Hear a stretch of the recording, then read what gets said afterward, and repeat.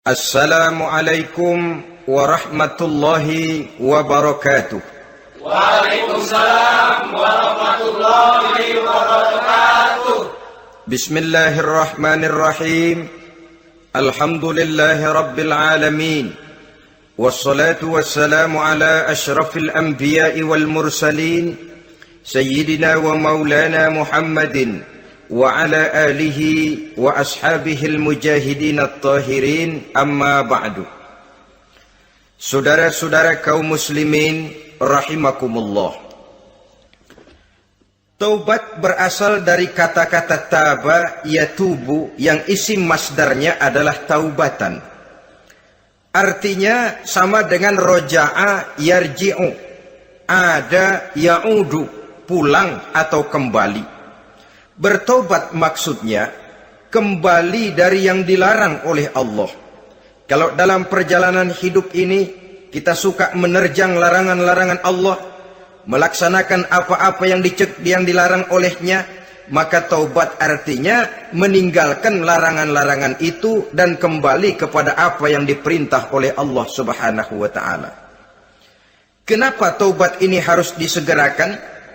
Karena makhluk bernama manusia ini sulit melepaskan diri dari dosa dan salah.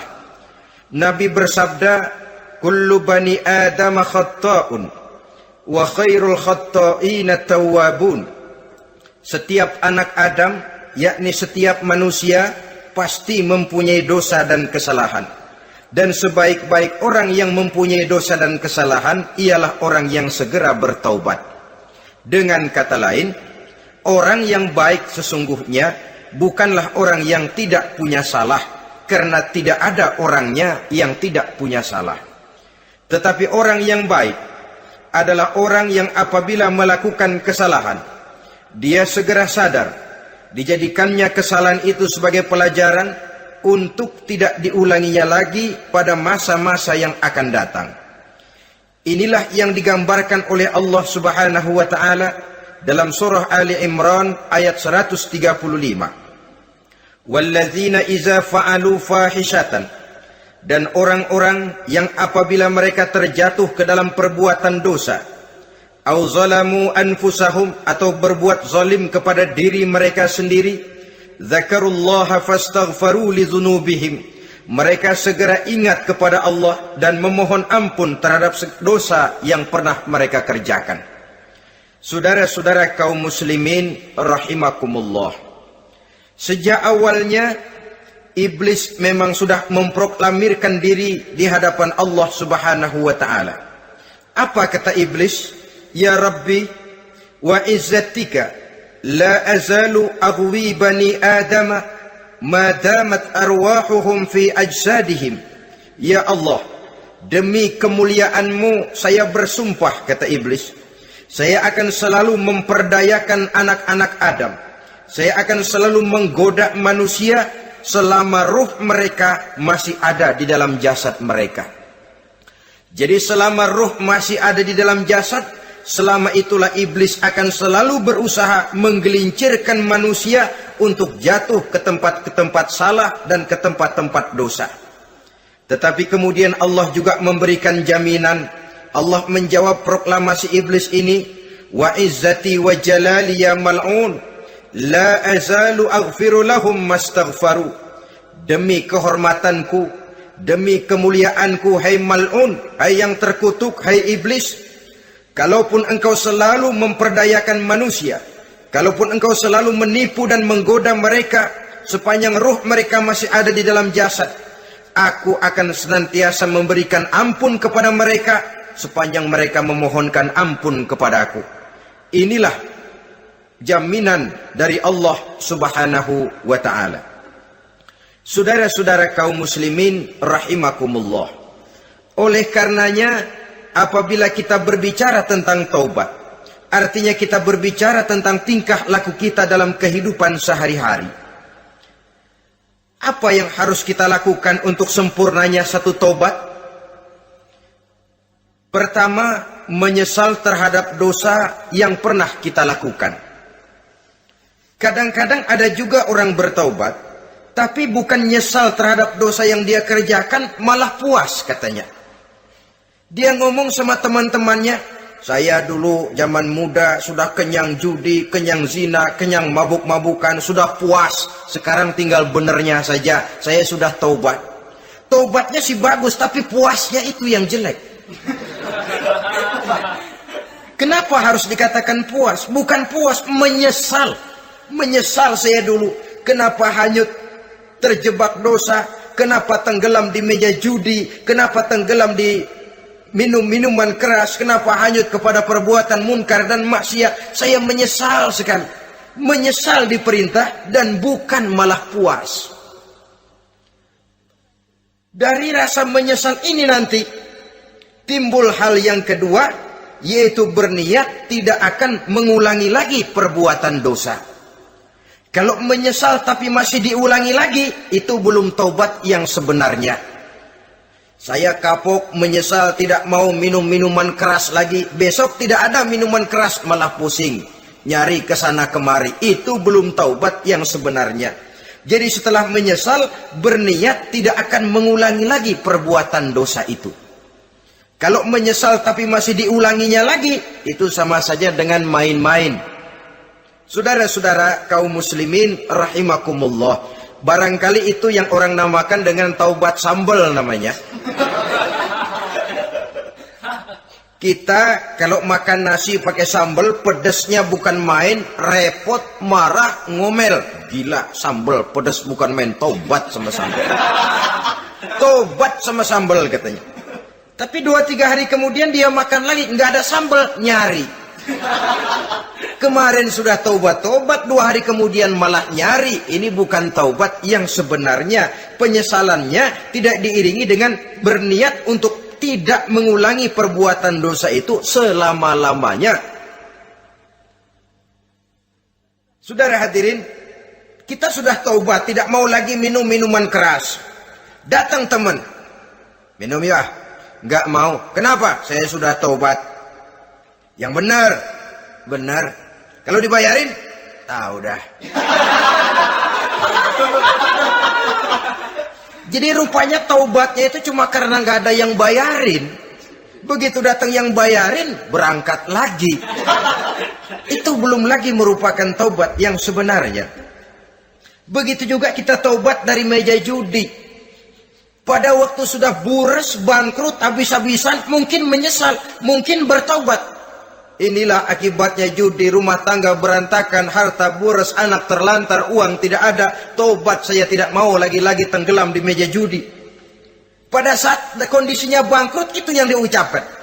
Tapi 2-3 hari, 4-3 minggu, 1 bulan kemudian rezekinya banyak, makmur lagi, usahanya maju lagi, lupa lagi dia kepada ucapan sebelumnya, akhirnya sedikit demi sedikit tenggelam kembali di meja judi. Ini pun belum merupakan taubat yang sebenarnya.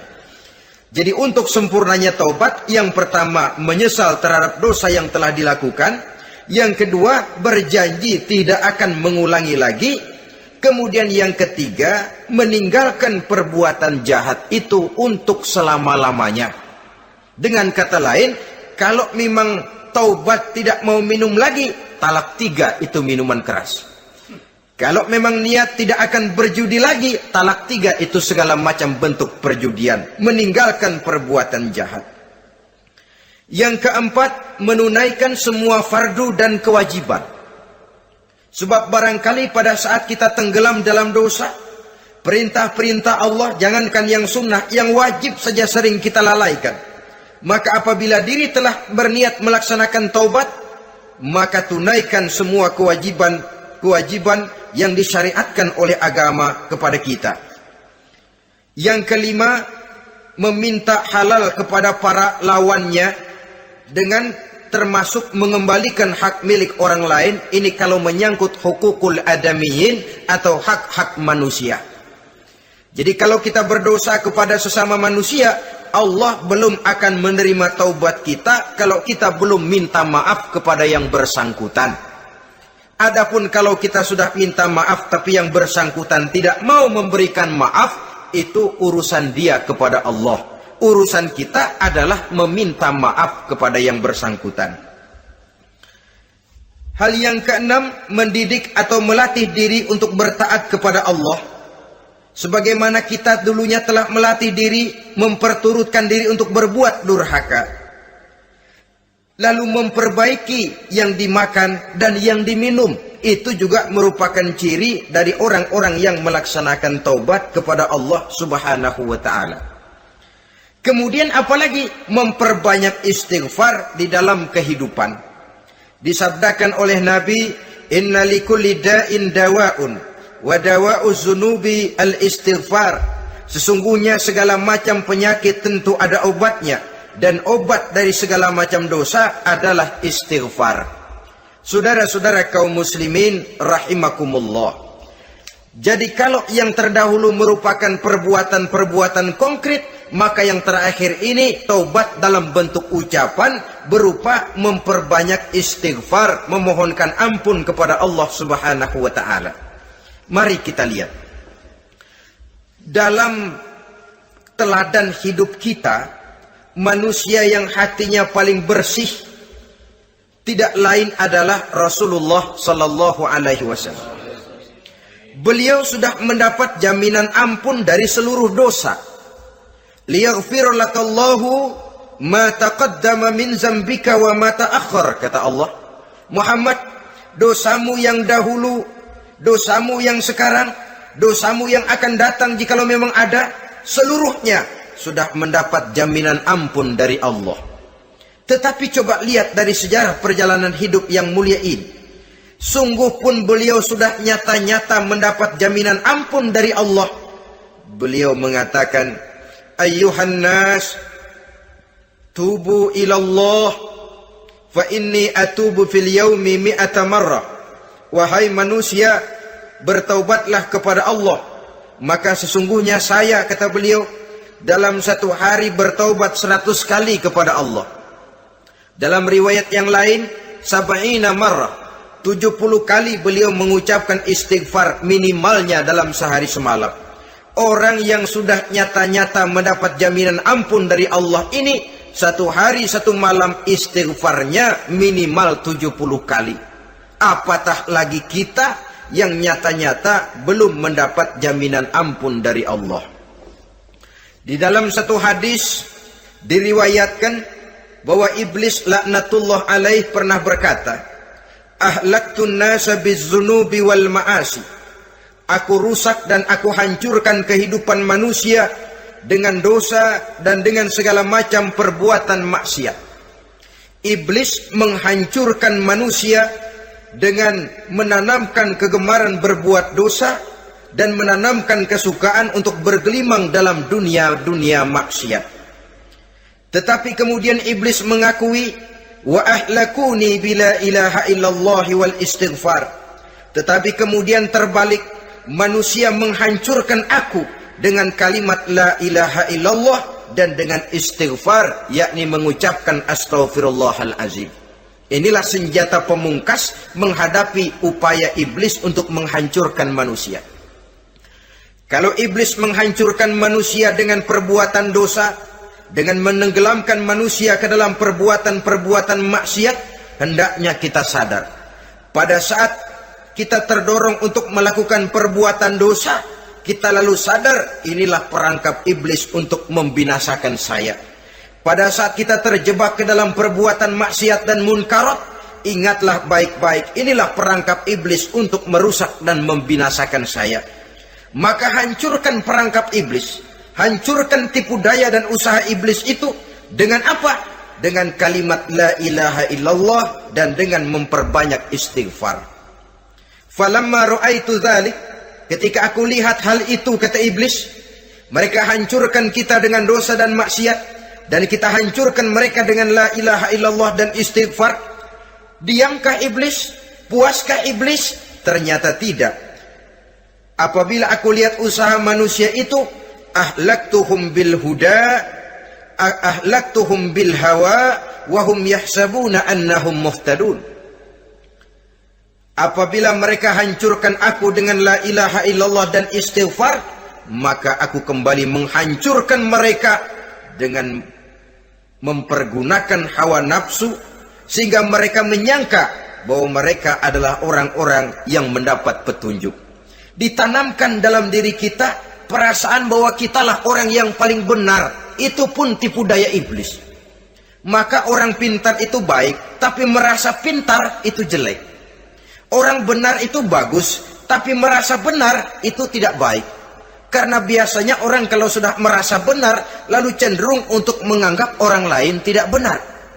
Kalau sudah begitu, dia akan mengklaim diri, sayalah orang yang paling benar, yang lain tidak benar semuanya. Itu termasuk perangkap iblis juga, setelah kita gempur mereka dengan kalimat tahlil dan dengan kalimat istighfar. Saudara-saudara kaum muslimin rahimakumullah, Allah Maha Pengasih dan Maha Penyayang.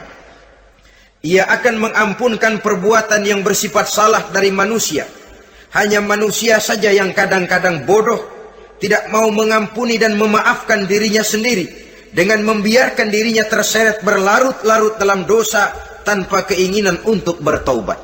Sepanjang nafas belum sampai di tenggorokan, sepanjang matahari masih terbit di sebelah timur dan terbenam di sebelah barat, sepanjang itu Allah masih akan menerima taubat seorang hamba.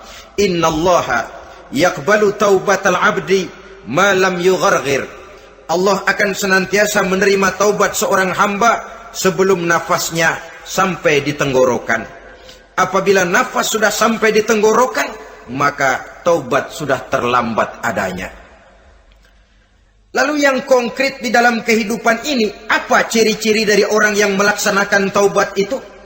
Seorang ahli hikmah berkata, pertama, orang yang taubat itu kelihatan bahwa dalam kehidupan ini dia mampu menjaga lidahnya dari ucapan yang berlebih-lebihan, dari ucapan yang tidak ada manfaatnya, dari ucapan yang mengandung dosa, namimah, mengadu domba, dan ucapan-ucapan yang merugikan orang lain.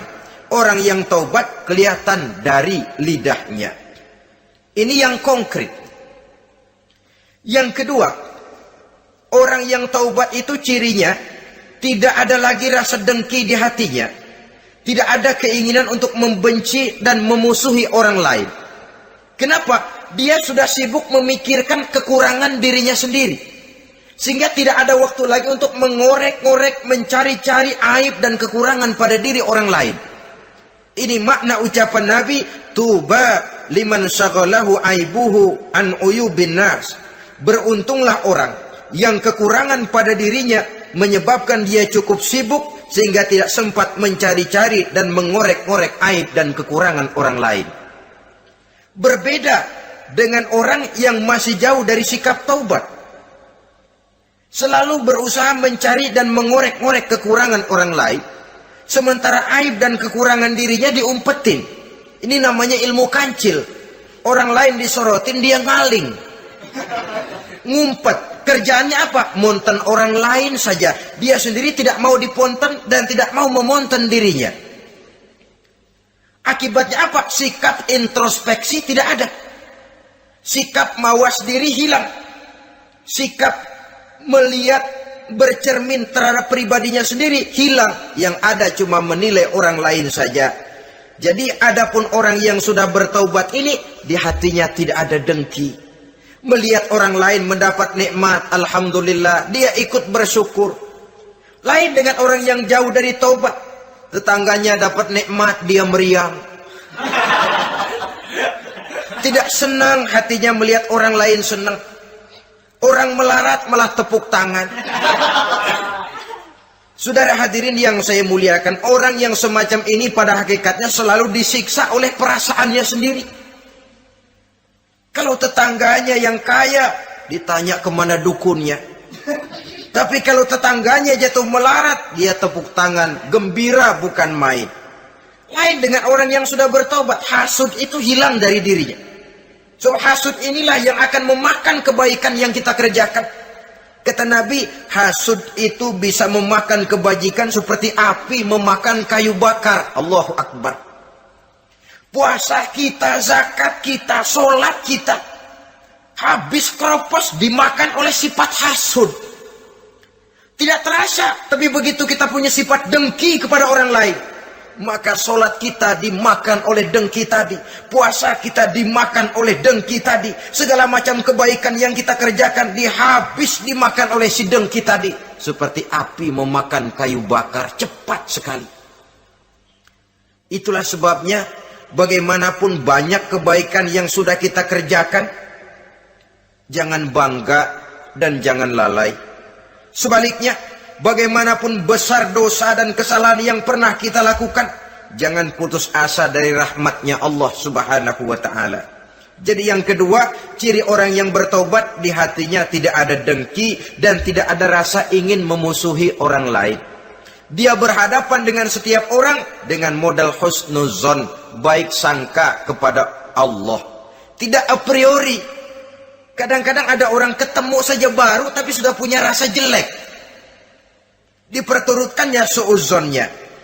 Yang ketiga, ciri orang bertaubat itu menjauhkan diri dari pergaul dengan orang-orang jahat. Sebab kita tahu bahwa pergaulan sangat besar pengaruhnya dalam ikut membentuk kepribadian manusia. Asyariku wa fi syarri syarrun. Bersekutu dengan kejahatan biasanya ikut jadi jahat. Walaupun secara langsung tidak melakukan kejahatan, tapi sudah termasuk dalam jamaah yang jahat juga namanya. Saudara-saudara kaum muslimin, bukan berarti orang yang taubat lalu tidak mau bergaul itu juga mencerminkan keangkuhan diri. Bergaul dia bergaul, tetapi kepada orang-orang yang jahat ia sekedar menghindarkan diri pergaulannya itu dari kejahatan yang bisa ditimbulkan oleh orang-orang jahat tadi. Ciri yang keempat dari orang yang bertaubat, dia mempersiapkan diri untuk menghadapi mati. Mempersiapkan diri. Sebagaimana kita tahu, kalau kita akan pergi ke luar kota, tentu kita membawa bekal. Makin jauh perjalanan, makin banyak bekal yang harus kita bawa. Hidup ini adalah perjalanan panjang yang kita juga memerlukan bekal dalam kehidupan. Orang yang bertaubat, orang yang mempersiapkan diri untuk menghadapi maut dan menghadapi hari-hari sesudah maut itu datang. Menghadapi kehidupan di alam barzakh, menghadapi kehidupan di alam akhirat dan selanjutnya. Dia mempunyai persiapan. Sehingga kapan maut datang, dia sudah punya persiapan lebih dahulu. Saudara, kalau kita siap dipukul orang, pada saat pukulan itu datang, rasanya sakitnya agak lebih kurang daripada kita tidak pernah siap untuk dipukul. Walaupun bobot pukulannya sama, tapi kita akan lebih punya daya tahan kalau kita sudah siap. Oleh karena itu, orang yang bertobat, orang yang mempunyai persiapan untuk menghadapi mati. Tidak hanya untuk menghadapi mati, tapi juga menghadapi hidup di seberang kematian nanti. Maka karenanya, dia sibuk dengan dunianya, tapi juga dia lebih sibuk dengan akhiratnya. Dia tenggelam dalam berbagai macam kesibukan dunia, lain saat dia memfanakan diri untuk membekali diri menghadapi kehidupan sesudah hidup yang sekarang ini. Ciri-ciri ini tentu akan kelihatan dari gerak hidup seseorang. Saudara-saudara kaum muslimin rahimakumullah. Jadi dengan kata lain, kalau kita kembali kepada surah Ali Imran ayat 135 tadi, apabila dalam kehidupan terjebak kita kepada perbuatan dosa atau zalim kepada diri sendiri, zakarullah, segeralah mengingat Allah, fastaghfaru li dzunubihim, dan segera memperbanyak istighfar, memohon ampun kepada Allah Subhanahu wa taala, sebab dosa dalam Islam hanya bisa ditebus dengan taubat. Bukan dengan uang, bukan dengan beras, bukan juga dengan piagam. Dosa dalam Islam hanya bisa ditebus dengan melaksanakan taubat kepada Allah. Dan untuk bertaubat tidak usah ngulur waktu. Besok saja, bulan depan saja, tahun depan saja, nanti saja kalau sudah agak sedikit tua. Ibarat diri kita ini kaca, kata Imam Ghazali, maka dosa adalah debu. Apabila kaca kena debu, sedikit nempel debu lalu dilap, sedikit nempel debu terus dilap lagi, insya Allah kaca akan tetap bersih. Tapi kalau kita menunggu debu sampai banyak, apalagi sampai berurat, berkarat, nanti akan sulit membersihkannya. Demikian hati manusia itu.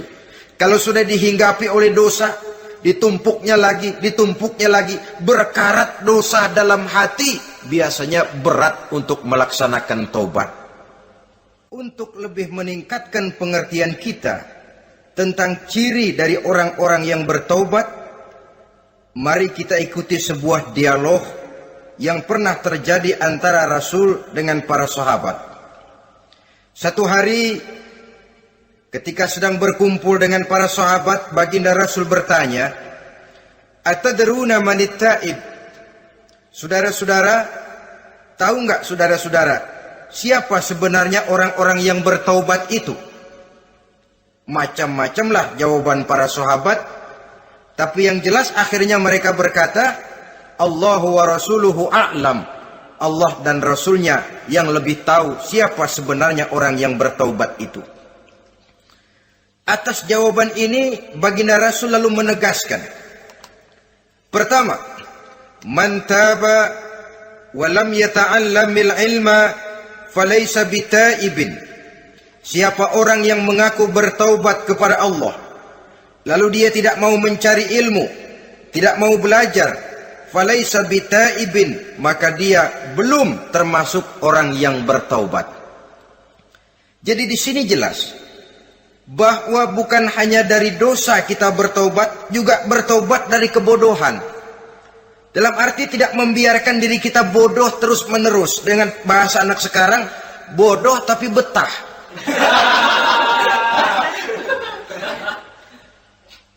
Orang yang mengaku bertaubat tapi tidak menggali ilmu, tidak mau belajar, tidak mau mencari ilmu, tidak hadir di mana majelis taklim, belum dianggap taubat yang sebenarnya.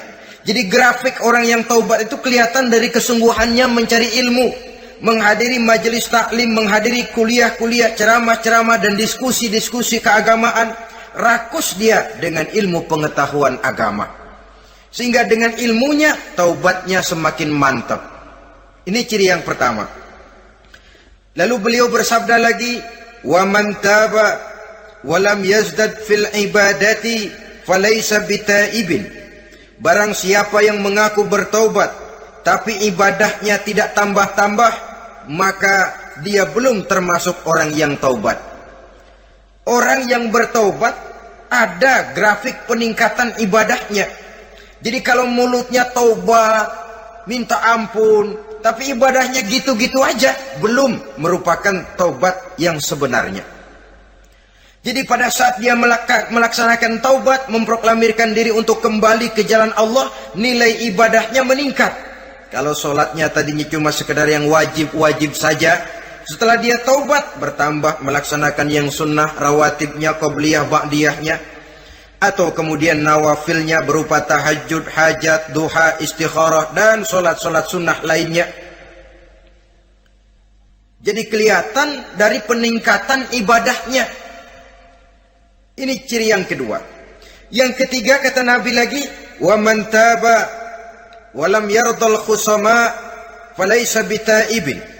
Barang siapa yang mengaku bertaubat kepada Allah, tapi dia tidak bisa meridhoi musuh-musuhnya, maka belum lagi dia dianggap orang yang bertaubat. Meridhoi, memaafkan musuh. Saudara, memberi maaf itu lebih sulit daripada minta maaf. Tapi memberi maaf lebih mulia daripada minta maaf. Minta maaf gampang, memberi maaf yang sulit. Karena itu orang yang memberi maaf menunjukkan jiwa yang lebih luhur daripada orang yang minta maaf. Sebab apa? Posisi orang yang memberi maaf kan posisi orang yang menang. Biasanya dalam posisi menang orang gampang congkak dan sombong. Orang datang minta maaf kepada kita, lalu timbul keseganan. Iya, minta maaf sih gampang. Memberi maaf itu yang sulit, tapi itu yang sangat dianjurkan. Dan itu merupakan ciri dari orang-orang yang bertaubat. Lalu apalagi? Wa man taba wa lam yughayyir libasahu wa zinatahu falaysa bitaibin. Barang siapa yang mengaku bertaubat tetapi pakaian dan perhiasannya tidak berubah, maka dia belum lagi dianggap bertaubat. Orang bilang pakaian memang kulit, yang penting isi. Tetapi bagaimanapun kulit mencerminkan isi. Dari pakaian kita bisa mengkaji kepribadian seseorang. Saya berpendapat bahwa pakaian penting, kulit juga penting. Kulit penting, isi penting. Kulit tanpa isi tidak ada artinya. Isi tanpa kulit juga meragukan orang. Wah, yang penting kan isinya, kulitnya gimana saja. Saya mau tanya, saudara dapat duren di jalanan, isi aja nggak ada kulitnya. Kira-kira dimakan nggak duren? Paling kurang akan menimbulkan keraguan. Jangan-jangan sudah dicampur racun ini. Jadi dengan demikian orang yang bertaubat ini kelihatan dari cara berpakaian, cara berhias diri, tidak over. Dia kembali kepada fungsi berpakaian. Dalam Islam kan sesungguhnya fungsi pakaian itu yang paling utama. Pertama, nutup aurat. Itu ukurannya. Yang kedua, pantas. Yang ketiga, baru soal mode. Di zaman kita sekarang terbalik. Mode nomor 1, pantas belakangan, nutup aurat apa tidak nomor 16. Kalau sudah mode, kita kekira kekurangan pertimbangan. Ini buat saya pantas apa tidak, ini menutup aurat apa tidak. Kita balik. Padahal fungsi berpakaian dalam Islam tujuan utamanya pertama nutup aurat. Biar modenya mutaakhir, ciptaan Pierre Cardin sekalipun, kalau memang tidak nutup aurat, ya hukumnya masih belum berpakaian. Atau juga ukuran yang kedua, pantas. Yang orang lain pantas kita pakai, belum tentu kita pantas. Kita kadang-kadang kehilangan pertimbangan. Lihat iklan bintang film memakai pakaian yang begini bagus, lalu kita pakai saja. Ya tentu namanya bintang film. Kadang-kadang pakaian untuk show dipakai buat kondangan. Akhirnya habis sekampung orang nonton dia. Ya nggak pantas toh, nggak wajar. Saudara hadirin yang saya muliakan, orang yang bertobat kelihatan dari pakaian dan perhiasannya. Kalau sudah memakai perhiasan, ya sekedarnya saja. Tidak lalu dengan niat supaya orang tonton, supaya orang lihat, supaya orang tahu dia kaya, supaya timbul decak kagum, asal dia lihat orang lalu wah. Kalau sudah diwahi lalu senang. Saudara hadirin yang saya muliakan. Kemudian kata Nabi lagi, wa man taba wa lam yubaddil ashabahu falaysa bitaibin. Siapa yang mengaku bertaubat tapi pergaulannya dari itu ke itu saja, seperti itu juga, tidak mengalami perubahan, maka dia belum lagi dianggap bertaubat. Kalau taubat kita dari judi, jangan bergaul lagi dengan penjudi. Dalam arti jangan berkumpul di majelis judi. Ah, saya sih udah tobat nggak main judi, tapi ngumpulnya di situ terus. Ya bagaimana? Pada akhirnya toh akan terseret juga. Saudara hadirin yang saya muliakan, jadi dengan demikian lingkungan juga sangat besar pengaruhnya dalam kriteria orang yang bertaubat. Selanjutnya Nabi bersabda, "Wa man taba wa lam yughayyir khuluquhu falaysa bitaibin." Siapa yang mengaku bertaubat tapi akhlaknya, budi pekertinya tidak mengalami perubahan, maka orang itu pun belum dianggap bertaubat. Ini juga konkret. Orang yang bertaubat kelihatan dari akhlaknya. Kalau kemarin sama orang tua songong, kurang ajar, nyelongcong, maka setelah taubat dia berakhlak kepada orang tua. Kalau kemarin kepada anak muda menindas, tidak senang kepada anak muda yang maju, setelah dia taubat dia bisa menyayangi kepada anak-anak muda. Akhlak ini lain dengan adat, istiadat. Adat biasanya hanya memandang yang lahir, sedangkan akhlak zahir batin dipandang. Contoh, seorang anak muda kalau lewat di depan orang tua membungkukkan badan, menurut adat dia sudah sopan. Tapi menurut akhlak belum tentu berakhlak. Tergantung kepada niatnya apa membungkukin badan. Permisi apa ngina. Kan mungkin saja orang membukukan badan lewat di depan aki-aki karena menghina, sebab aki-aki itu badannya udah bungkuk. Jadi gerakan zohir yang baik, yang diiringi dengan niat yang baik, itulah cerminan daripada akhlak. Kalau adat terlepas dari soal niat, asal zohirnya sudah oke, menurut adat, oke dia beradat. Niatnya apa? Adat tidak pernah menilai. Maka orang yang bertaubat pun kelihatan dari akhlaknya, dan akhlak itu adalah keseluruhan tingkah hidup manusia. Cara berjalan ada akhlak, cara makan ada akhlak, cara duduk ada akhlak, cara tidur ada akhlak. Sehingga pantas ketika Siti Aisyah ditanya, Aisyah, Rasulullah itu akhlaknya apa sih? Beliau menjawab, karena Rasulullah khuluquhul Quran. Rasulullah itu akhlaknya Quran. Sehingga di kalangan ilmuwan lalu ada ungkapan bahwa Nabi Muhammad adalah Quran berjalan. Maksudnya seluruh konsepsi Quran sudah diterjemahkan dalam kehidupan Nabi. Maka tidak heran kalau Islam mengatur kehidupan manusia sejak yang sekecil-kecilnya sampai yang sebesar-besarnya. Cara berpakaian ada akhlaknya, kan begitu toh dalam Islam. Saudara diri di depan kaca, ngaca, ada akhlaknya, ada bacaannya. Allahumma kama hasanta khalqi fahasin khuluqi.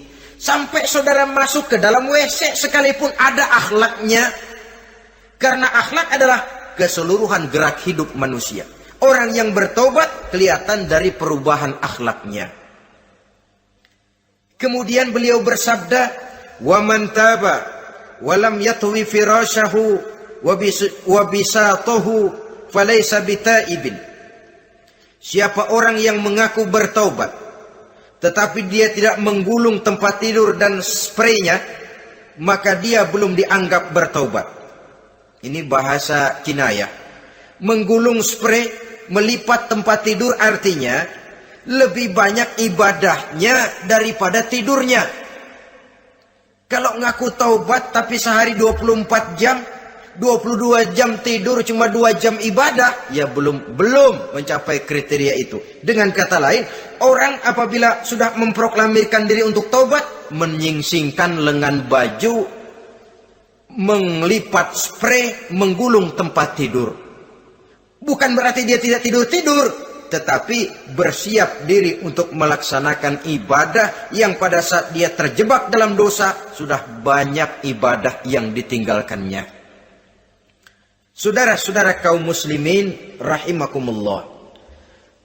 Kemudian beliau bersabda pula, "Wa man taba wa lam yatasaddaq falaysa bitaibin." Barang siapa yang mengaku bertobat, kemudian dia tidak menyedekahkan karunia yang diberikan Allah kepadanya, maka taubatnya belum lagi dianggap taubat yang sebenarnya. فَمَنْ اسْتَبَانَ مِنَ الْعَبْدِ هَذِهِ الْخِصَالِ فَهُوَ تَائِبٌ حَقًّا.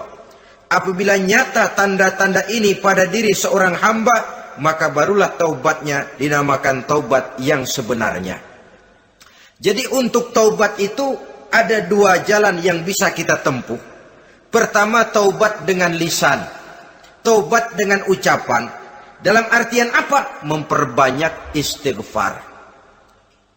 Istighfar yang mana? Yang mana yang mungkin saja. Kalau waktunya sempit, ya istighfar yang pendek-pendek. Astaghfirullah, astaghfirullah, astaghfirullah. Mau yang lebih panjang, astaghfirullahalazim allazi la ilaha illa huwal hayyul qayyum wa atubu ilaih min jami'il ma'asi waz zunub la haula wala quwwata illa billahil aliyyil azim. Ada waktu yang lebih panjang lagi membaca sayyidul istighfar. Tiap kali berbuat jahat, tiap kali diiringi dengan istighfar. Nah, ini yang bisa runtuh dengan istighfar ini dosa apa? Dosa yang ringan, dosa yang biasanya dilakukan oleh panca indera kita. Mata, ini dosa mata, insya Allah bisa runtuh dengan istighfar. Melihat yang haram, cepat nunduk, astagfirullah. Habis nunduk jangan ngeliatin lagi. Kadang-kadang ngeliat nunduk, istighfar, melotot lagi, istighfar lagi.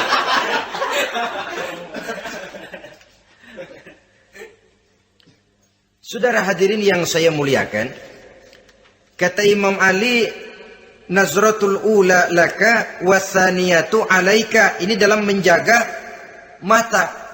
Pandangan pertama rezekimu kelihatan, namanya kelihatan kan rezeki. Pandangan pertama rezekimu, ulangannya dosamu. Ulangannya ini yang bisa membawa dosa. Dosa karena lidah, mengucapkan kata-kata yang menyakitkan orang. Dengan istighfar, insya Allah runtuh. Adapun dosa-dosa besar lainnya, tentu harus dengan perbuatan. Tidak cukup dengan sekedar istighfar saja. Perbuatannya apa? Itulah seperti yang sudah saya sampaikan pada ciri-ciri orang yang bertaubat tadi. Oleh karenanya, beruntunglah kita masih diberikan umur oleh Allah. Sehingga segala dosa dan kesalahan yang kita lakukan, kita masih punya kesempatan untuk mengadakan pemutihan, bertaubat kepada Allah. Nah, apa kemudahan yang diberikan Allah kepada orang yang melazimkan istighfar di dalam hidupnya? Pertama, kata Nabi, man lazimal istighfar, siapa orang yang melazimkan, membiasakan diri istighfar, diberikan keistimewaan oleh Allah. Pertama, ja'alallahu lahu min kulli dhikin makhraja. Allah akan memberikan jalan keluar untuknya dari segala macam kesulitan. Hidup ini kan problem. Makin tinggi status sosial, makin banyak urusan. Urusan akan selesai apabila hidup di dunia selesai. Kita menyangka orang lain lebih enak dari kita, padahal tiap orang punya urusan. Yang namanya enak barangkali persis seperti pelangi biang lala itu. Tidak pernah di atas kepala kita, di atas kepala orang lain saja. Begitu kita memandang keenakan dalam hidup ini. Petani bilang pedagang enak, pedagang bilang petani enak. Tapi begitulah keenakan itu. Orang yang melazimkan istighfar, dia akan diberikan jalan keluar dari segala macam kesulitan. Menurut perhitungan otak, didlek, buntu, tidak sanggup lagi, entah bisa terwujud dan terlaksana. Allah memberikan jalan keluar dari segala kesulitan. Saudara, kalau Allah sudah memberikan jalan keluar dari kesulitan, siapa lagi yang bisa bikin sulit kita? Kalau Allah yang memberikan jalan keluar, everything is running well katanya. Semua urusan bisa jalan dengan lancar. Tapi tanpa istighfar, jauh kita dari Allah. Jalan yang sudah lapang pun bisa jadi sempit. Urusan yang sudah nyata akan selesai pun bisa jadi injelimet. Dan jalan yang tadinya tidak berliku-liku pun bisa berliku-liku. Ini faktor yang di luar perhitungan matematis. Kita tidak mampu, Allah maha mampu. Menurut akal kita tidak mungkin. Kalau Allah mau, tidak ada yang tidak mungkin. Saudara-saudara, ini fasilitas pertama. Orang yang gemar istighfar diberikan jalan keluar dari segala macam kesulitan. Yang kedua, wa min kulli hammin faraja, diberikan kegembiraan dari setiap kesusahan yang dihadapinya. Ada saja faktor-faktor yang mendatangkan kegembiraan, yang mendatangkan refreshing di dalam kehidupannya, sehingga dia tidak lalu merasa jalannya buntu, tidak merasa kesulitannya tidak pernah terselesaikan. Dan yang ketiga, fasilitas yang diberikan Allah kepada orang yang gemar istighfar, wa razaqahu min haitsu la yahtasib. Allah akan memberikan kepada mereka rizki dari jalan yang tidak pernah mereka sangka-sangka, dari jalan yang tidak pernah mereka perkirakan sebelumnya. Saudara-saudara kaum muslimin rahimakumullah, inilah fasilitas ketiga yang diberikan Allah kepada orang yang gemar istighfar. Rizkinya datang dari jalan yang tidak disangka-sangka. Sebab rizki ini juga termasuk hal gaib. Dan jangan lupa, ar-rizku bimakna al-ata hissiyan kana au ma'nawiyan. Rizki adalah pemberian, baik yang konkret maupun yang abstrak. Kita sering membatasi pengertian rizki, maka rizki kita jadi sering terbatas. Menurut kita kan, yang namanya rezeki cuma duit saja. Kalau bukan duit, bukan rezeki. Padahal semua karunia Allah itu rezeki. Umur, rezeki. Istri, rezeki. Anak, rezeki. Pangkat dan jabatan, rezeki. Termasuk duit juga rezeki. Tapi dalam kebiasaan kita, rezeki cuma duit. Begitu duit seret, kita anggap rezeki macet. Maka akhirnya kita tidak bersyukur kepada Allah. Padahal mungkin di sektor duit macet, tapi rezeki dari segi lain, ilmu barangkali tambah, wibawa naik, pangkat naik, anak tambah, itu juga merupakan rezeki. Saudara-saudara kaum muslimin rahimakumullah, orang yang gemar istighfar ini diberikan rezeki dari jalan yang tidak disangka-sangkanya, dibukakan perbendaharaan Allah untuknya, sehingga rezekinya datang dari cara yang tidak disangka-sangka. Allah Maha Kaya. Kalau dia mau, la mani'a lima a'taita wa la mu'tiya lima mana'ta. Tidak satu kekuatan pun yang mampu mencegah apa yang hendak diberikan Allah, dan tidak satu kekuatan pun yang sanggup memberikan apa yang dicegah oleh Allah Subhanahu wa taala. Ini keistimewaan yang diberikan Allah kepada mereka yang gemar beristighfar di dalam kehidupan ini. Jangan lagi berpikir, gua sih nggak punya dosa, istighfar amat. Sombong, saudara-saudara. Manusia itu lebih baik merasa banyak dosa daripada merasa tidak punya dosa. Tanda orang bahagia, kata Nabi, 4. Pertama, orang yang selalu ingat kepada kesalahan yang pernah dia lakukan. Itu orang bahagia. Selalu ingat kepada kesalahan yang pernah dilakukannya. Sehingga pada saat akan melakukan kesalahan yang baru, dia mikir-mikir. Dosa gue yang kemarin udah 3 keranjang, nih nambah lagi. Ingatannya terhadap kesalahan yang lalu akan merupakan langkah preventif yang mencegah dirinya untuk tidak menambah kesalahannya. Orang bahagia, orang yang selalu ingat kesalahan yang pernah dia lakukan, terbayang di pelupuk mata, bukan ngumpet-ngumpetin dosa. Sebab apa yang mau kita umpetin di hadapan Allah? Yang kedua, tanda orang bahagia itu orang yang selalu melupakan kebaikannya. Kalau dia berbuat baik, dia lupakan. Dia anggap dirinya belum pernah berbuat baik. Sehingga di mana ada kebaikan, dia tidak bisa ikut. Dia merasa sangat rugi. Sebab dia anggap dirinya belum pernah berbuat baik. Yang ketiga, tanda orang bahagia, dalam urusan dunia, dia lihat ke bawah. Sehingga timbul rasa syukurnya. Bahwa kalau dia sengsara masih banyak yang lebih sengsara dari dia. Bahwa kalau dia miskin masih jauh lebih banyak yang miskin dari dia.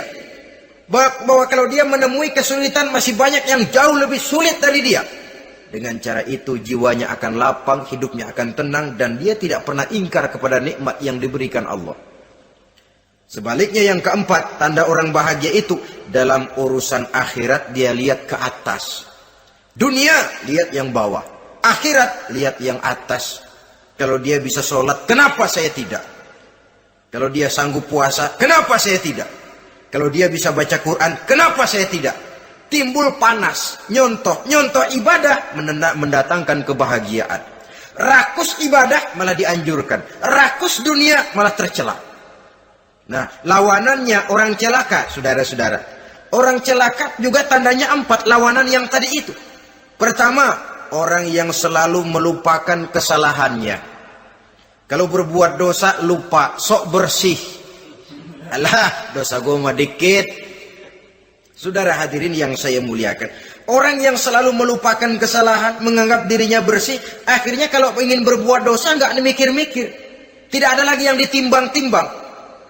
Selanjutnya, yang kedua, orang celaka itu orang yang selalu mengingat kebaikannya. Akhirnya apa? Timbul sifat nepuk dada, membanggakan jasa. Lahirlah pahlawan-pahlawan kesiangan. Selalu membanggakan diri, nepuk dada. Kalau enggak saya. Itu masjid kalau enggak saya. Itu pesantren kalau enggak saya. Itu umat kalau enggak saya. Kalau enggak saya. Memangnya kalau enggak sampean kenapa? Orang yang celaka adalah orang yang selalu menghitung-hitung kebaikan yang pernah dikerjakannya. keikhlasannya kurang, makin dia hitung, makin kurang nilai pahalanya itu. Makanya kalau berbuat baik, ya anggap saja buang sampah, gak usah ditengok-tengok, gak usah diingat-ingat, dan gak usah mengharap orang yang kita tempat berbuat baik akan membalas kebaikan.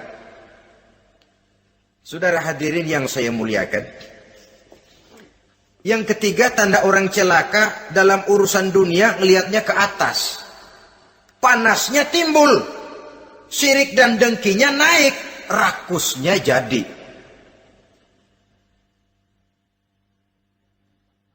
Timbul sifat panasnya itu, tidak mau ngerti. Kalau tetangga saya bisa beli kulkas, kenapa saya tidak? Kalau tetangga saya bisa beli motor, kenapa saya tidak? Kalau tetangga saya bisa beli mobil, kenapa saya tidak? Gaji nggak cukup, tuyul piara.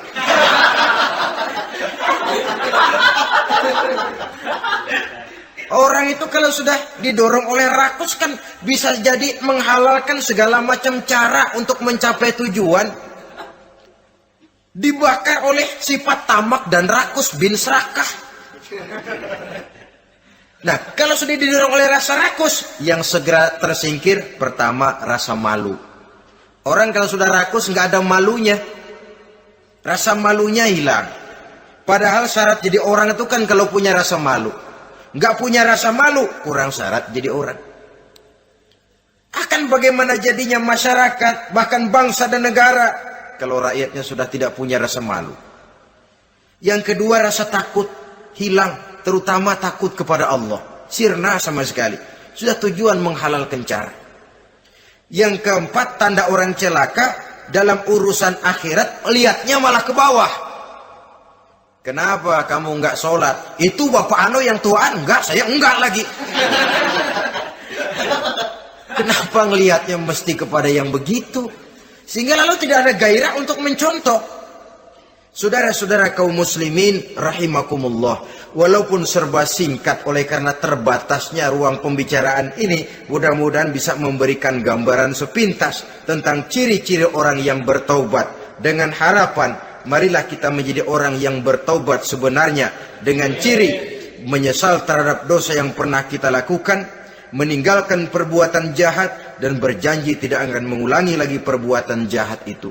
Kalau dia menyangkut hak-hak manusia, maka hak itu harus kita kembalikan, dan kepada yang bersangkutan kita harus meminta maaf. Apabila ditambah dengan kegiatan lisan, memperbanyak istighfar dalam kesempatan yang mungkin di sepanjang perjalanan hidup ini. Ini sajalah yang kita bicarakan pada pertemuan kali ini. Terima kasih atas segala perhatian. Mohon maaf atas segala kekurangan. Usikum wa nafsi bitaqwallah. Wassalamualaikum warahmatullahi wabarakatuh. Waalaikumsalam warahmatullahi wabarakatuh.